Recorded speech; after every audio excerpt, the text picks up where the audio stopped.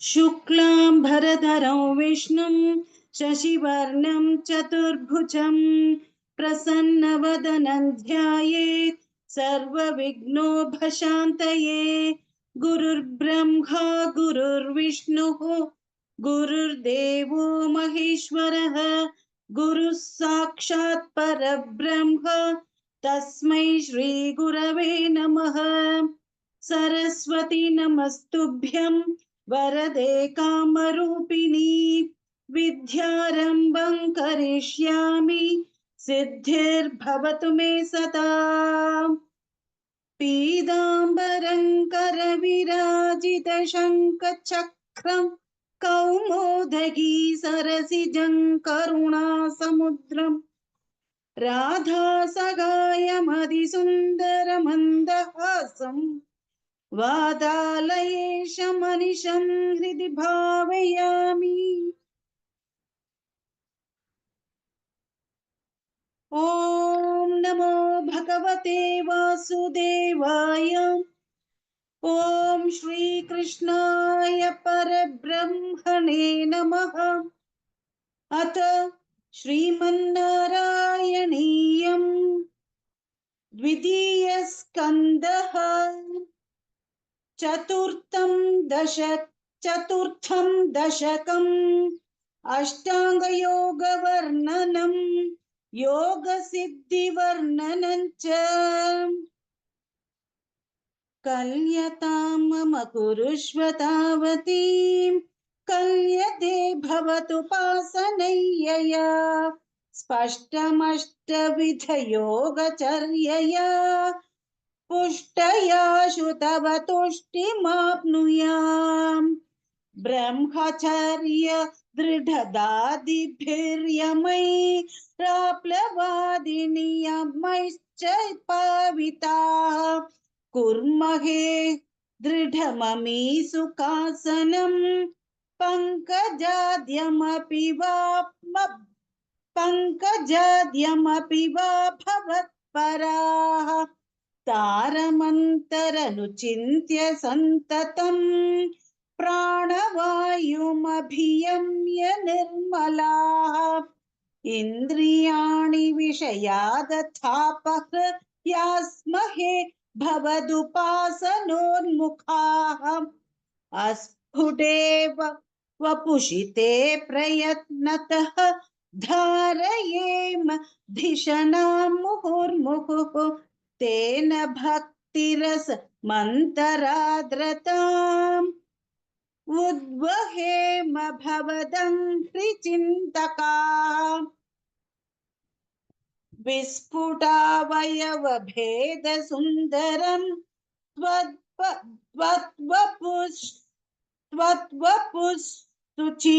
सुचिरशीलनावशात् आश्रमं मनसि चिन्तयामहे ध्यानयोगनिरतास्त्वदाश्रयाः ध्यायता सकलमूर्तिमीदृशीम् उन्मिषन्मधुरता हृतात्मनाम् सान्द्रमोदरसरूपमान्तरम् ब्रह्मरूपमयितेव भासते तत्समास्वदनरूपिणी स्थितिम् त्वत्समाधिमयि विश्वनायक आश्रिताः पुनरतः परिच्युतौ आरभे मयि च धारणादिकम् इत्थमभ्यसन निर्भरोल्लसत् त्वत्परात्मसुखकल्पितोत्सवाः मुक्तभक्तकुलमौलितां गता सञ्चरेम शुकनारदादिवत् त्वत्समाधिविजये तु यः पुनर्मंशुमोक्षरसिकः क्रमेण प्रणवाम् योगवश्यमनिलं षडाश्रयै रुन्नयत् यजसुषुम्नया शनैः लिङ्गदेहमपि सन्त्यजन्नथः लीयते त्वयि परे निराग्रहः ऊर्ध्वलोककुतुकीतुमूर्धतः सार्धमेव करणैर्निरीयते अग्निवासरवलर्क्ष पक्षगैर्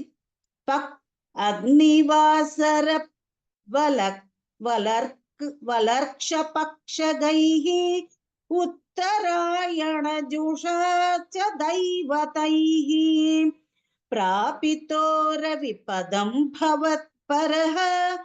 मोदवान् ध्रुवपदान्तमीयते आस्थितोत्तमकरालये यदा शेषवक्त्रदहनोष्मनार्धयेत् शेषवक्त्रदहनोष्मनार्द्यते ईयते भवतु पाश्रयस्तदा वेधसः पदमतः पुरैव वा तत्र वा तव पदेऽथवा वसन्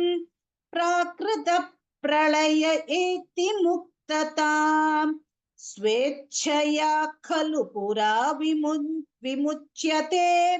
संविभिद्य जगदण्डमोजसा तस्य च क्षितिपयो महोनिलद् यो महत् प्रकृति सप्तकावृतिः तत्तदात्मकतया विशन् सुखी याति ते पदमनावृतं विभो अर्चिरादिगतिमीदृशीं व्रजन् विच्युतिन्न भजते जगत्पते सच्चिदात्मक भवद्गुणोदयान् उच्चरन्दमनिलेश पाहि माम् इति श्रीमन्नारायणीये अष्टाङ्गयोगवर्णनं योगसिद्धिवर्णनं चेति चतुर्थं दशकं समाप्तं नारायणाखिलगुरो भगवन्नमस्ते नारायणाखिलगुरो भगवन्नमस्ते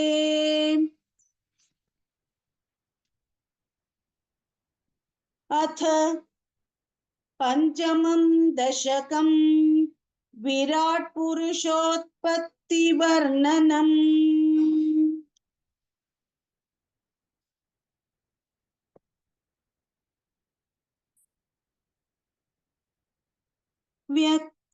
व्यक्तमिदं न किंचिदभवत् प्राकृत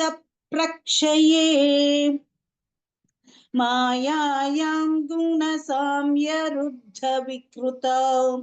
त्वय्यागतायालयम् नो मृत्युश्च तदामृतञ्च समभून् नो मृत्युश्च तदामृतञ्च समभून् नान्हो न रात्रिस्थितिः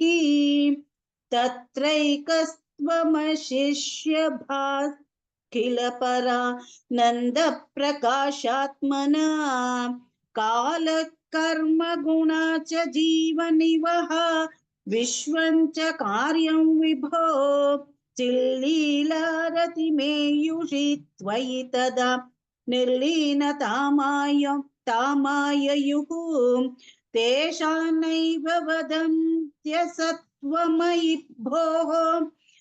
शक्त्यात्मना तिष्ठतां नो चेत् किं गगनप्रसूनसदृशां भूयो भवेत् सम्भवः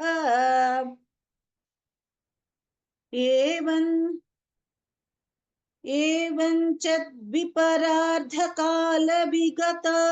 वीक्षां शुश्रूषात्मिकां बिभ्राणे त्वयि चुक्षुभे त्रिभुवने भावाय माया स्वयं मायात् खलु का मायातः खलु कालशक्तिरखिला दृष्टं स्वभावोऽपि च प्रादुर्भूय गणान् विकास्य विदधुस्तस्याः सहायक्रियाम् माया सन्निहितो प्रविष्टवपुषा साक्षीति गीतो भवान् भेदैतां प्रतिबिम्बतो विविशिवान् जीवोऽपि नैवापरः कालादिप्रतिबोधिताथ भवताम् संचोदिता च स्वयं माया सा खलु बुद्धितत्त्वमसृजद्योऽसौ महानुच्यते तत्रासौ त्रिगुणात्मकोऽपि च महान् सत्त्वप्रधानः स्वयं जीवेऽस्मिन् खलु निर्विकल्पमहमिति युद्बोधनिष्पादकः चक्रेऽस्मिन् सविकल्पबोधकमः कल्पबोधक महन् तत्त्वं महान् खल्वसौ सम्पुष्टं त्रिगुणैस्तमोतिबल सम्पृष्टं त्रिगुणैस्तमोतिबहुलं विष्णो भवत्प्रेरणात् सोऽयं च त्रिगुणक्रमात् त्रिविधथा मासाद्य वैकारिकः भूयस्तैजसतामसाविति भवन् नाद्येन सत्त्वात्मना देवानिन्द्रियमानिनो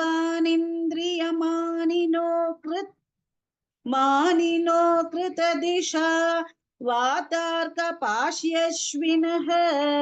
वह्नीन्द्राच्युतमित्रकान् विधुविधि श्रीरुद्रशारीरकान् भूमन्मानसबुद्ध्यहङ्कृतिमिलच्चित्ताख्यवृत्त्यन्वितं तच्चान्तः करुणौ विभो तव बलात् सत्त्वांश एव सृजत् जातस्तैजसतो दशेन्द्रियगणस्तत्तामसांशात् पुनः तन्मात्रन्नभसो मरुत्पुरपते शब्दो जनित्वद्बलात् शब्दाद् व्योम ततः ससर्जित विभो स्पर्शं ततो मारुतं तस्माद्रूपमतो महोऽथ च रसं तोयं च गन्धं महीम् एवं माधव पूर्वकलना वदाद्याद्य धर्मान्वितं भूतग्राममिमं त्वमेव भगवन् प्रकाशयस्तामसात् एते भूतगणास्तथेन्द्रियगणा देवाश्च जाताः पृथक् एते भूतगणास्तथेन्द्रियगणा देवाश्च जाताः पृथक् नोषे कुर्भुवनान्दनिर्मितिविदा नोषे कुर्भुवनान्दनिर्मितिविधौ देवैरमीभिस्तदा त्वन्नानाविधसूक्तिभिर्नुत गुणस्तत्त्वान्यमून्याविशन् चेष्टाशक्तिमुदीर्यतानि घटयन् हैरण्यमण्डौ व्यधाः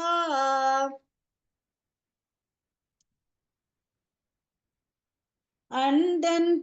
खलु पूर्वसृष्टसलिले तिष्ठत् सहस्रं समाः निर्भिन्दन्न कृच्छाश्चतुर्दश जगत् रूपौ विराडाः वयम् साहस्रैस्करण साहस्रैः करपादमूर्धनिवहैर् निःशेष जीवात्मकः निर्भातोऽसि मरुत्पुराधिपस मां त्रायस्व सर्वा मया निर्भातोऽसि निर्भातोऽसि मरुत्पुराधिपस मां त्रायस्व सर्वा मया इति श्रीमन्नारायणीये विराट पुरुषोत्पत्ति वर्णनं नाम पंचमं दशकं समाप्तम् नारायणाखिल गुरो भगवन् नमस्ते नारायणाखिल गुरो भगवन् नमस्ते अथ षष्ठं दशकं विराट देहस्य जगतात्मत्ववर्णनम्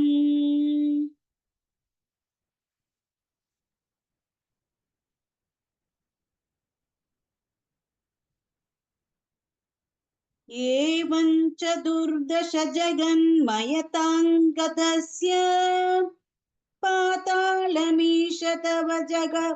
पातालमीश तव पादतलं वदन्ति पादोर्ध्वदेशमपि देवरसादलन्ते कुल्फद्वयं खलु कुल्फद्वयं खलु महादलम् तलमद्भुतात्मन् जङ्घे तलातलमथो सुतलं च जानु किञ्चोरुभागयुगलं वितलातले द्वे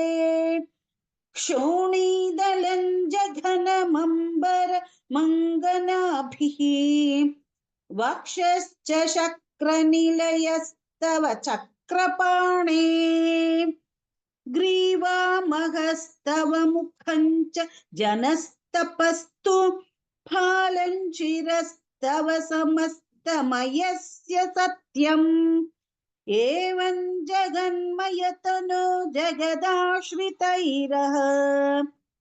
एवं जगन्मयतनो जगदाश्रितैरप्यन्यैर्निबद्धवपुषे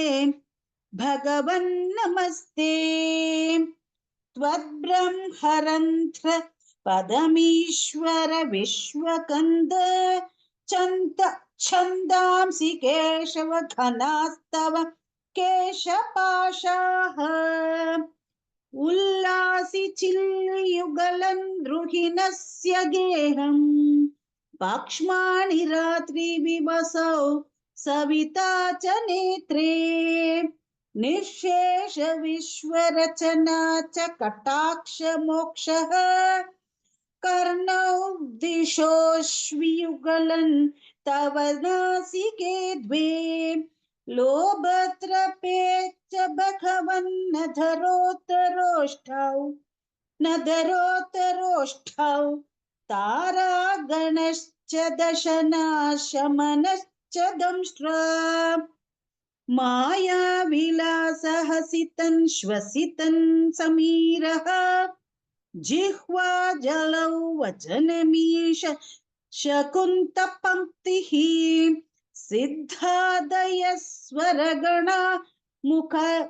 मुखरन्ध्रमग्निः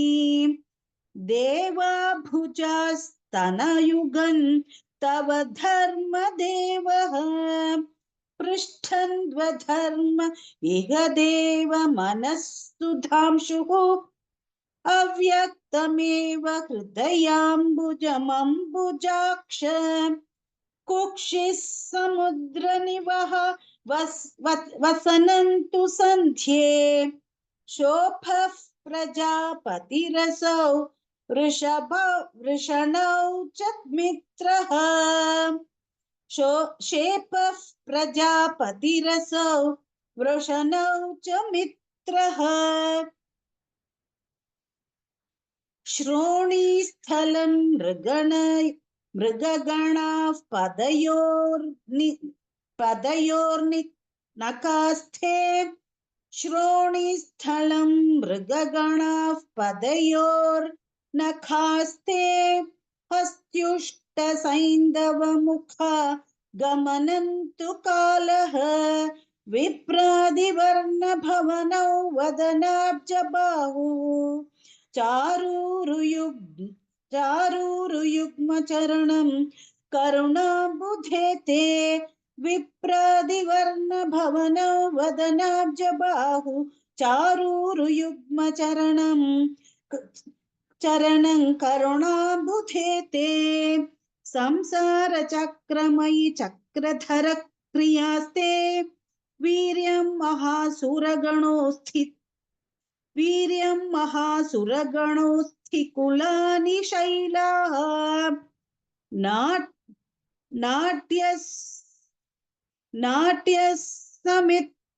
नाट्यसरित्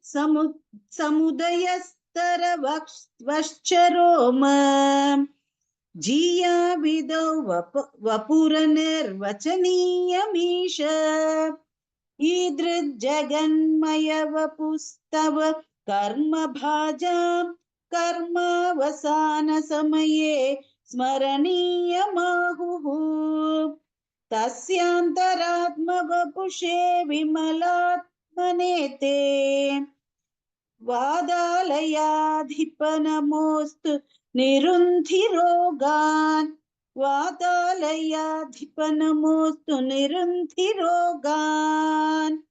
इति श्रीमन्नारायणीये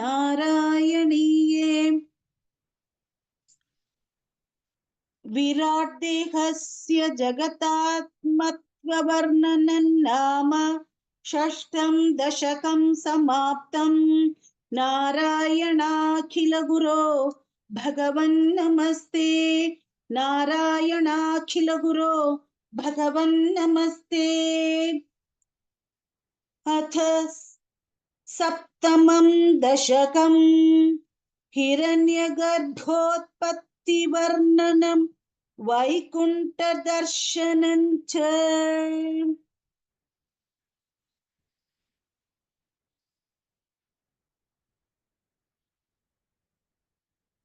एवं देव चतुर्दशात्मक जगद्रूपेण जातः पुनः तस्याद्वं खलु सत्यलोकनिलये जातोऽसि धाता स्वयं यं शंसन्ति हिरण्यगर्भमखिल त्रैलोक्यजीवात्मकम् यो भूत्स्फीतरजो विकार विकसन् नानासृक्षारसः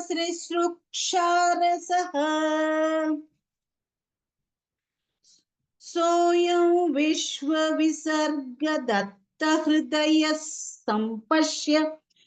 सम्पश्यमानः स्वयं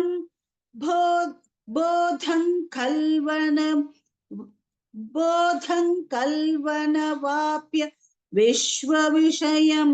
चिन्ताकुलस्तस्थिवान् तावत्त्वं जगदां पते तपतपेत्येवं हि वैहायसी वाणी मे नमशिश्रव श्रुतिसुखान् कुर्वंस्तपः प्रेरणाम् कोऽसौ मामवदत् पुमानिति जलापूर्णे जगन्मण्डले दिक्षु द्वीक्ष्य किमप्यनीक्षितवता वाक्यार्थमुत्पश्यता दिव्यौ वर्षसहस्रमाथ तपत्ता तेन त्वमाराधितः तस्मै दर्शितवानसि स्वनिलयौ वैकुण्ठमेकाद्भुतम् माया यत्र कदापि नो विकुरुते भाते जगद्भ्यो बहिः शोक क्रोध विमोह साध्वसमुखा भावास्तु दूरङ्गताः सान्द्रानन्दझरी च यत्र परमत् ज्योतिः प्रकाशात्मके तत्ते धाम विभावितौ विजयते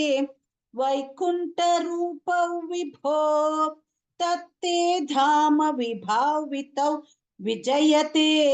वैकुण्ठरूपौ विभो यस्मिन्नाम चतुर्भुजा हरिमणिश्यामा वदा तद्विषः नानाभूषणरत्नदीपितदिशो राजद्विमानालयः भक्तिप्राप्त तथा विधुन्नतपदा दीव्यन्ति दिव्या जनाः तत्ते धाम निरस्त सर्वशमलौ वैकुण्ठरूपं जये नाना दिव्यवधूजनैरभिवृता विद्युल्लता तुल्यया विश्वोन्मादन हृद्य गात्रलतया विद्योत्थिता शान्तरा त्वत्पादाम्बुज सौरभैककुतुका लक्ष्मी स्वयं लक्ष्यते यस्मिन् विस्मयनीय दिव्य विभवन् तत्ते पदं देहि मे तत्रैवं प्रतिदर्शिते निजपदे रत्नासनाध्यासितं भास्वत्कोटिलसत्किरीटकटकाद्याकल्प दीप्राकृति श्रीवत्साङ्गिदमातकौस्तुभमणि छायारुणं विश्वेशान्तव रूपमैक्षत विधिस्तत्ते विभो भातु मे कालाम्भोदकलाय कोमलरुचि चक्रेण चक्रं दिशाम् आवृण्वानमुदारमन्दहसितस्यन्दप्रसन्नाननम् राजत्कम्बुगदारि पङ्कजधर श्रीमद्भुजामण्डलम् स्रष्टुस्तुष्टिकरौ वपुस्तव विभो मद्रोगमुद्वासयेत् दृष्ट्वा सम्भृत सम्भ्रमः कमलभूस्त्वत्पादपाथोरुहे हर्षावेशवशौ वदो निपतिताः प्रीत्या कृतार्थी भवन् जानास्येव मणिषितं मम विभो ज्ञानं तदा पादय द्वैताद्वैत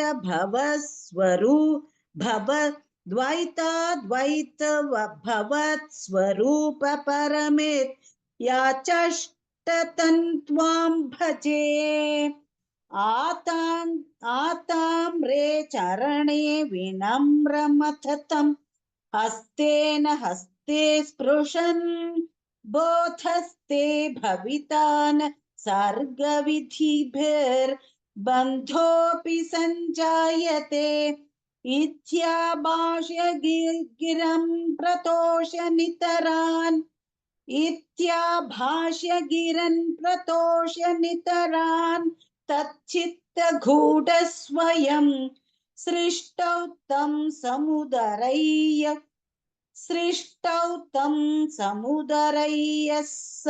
भगवन्नुल्लासयोल्लाखताम् सृष्टौ तं समुदैरयः भगवन्नुल्लासयोल्लाखताम् इति श्रीमन्नारायणीये हिरण्यगर्भोत्पत्तिवर्णनं वैकुण्ठदर्शनं चेति सप्तमं दशकं समाप्तम् इति श्रीमन्नारायणीये द्वितीयस्कन्धं समाप्तम्। नारायणाखिल गुरो भगवन्नमस्ते। नारायणाखिल गुरो भगवन्नमस्ते।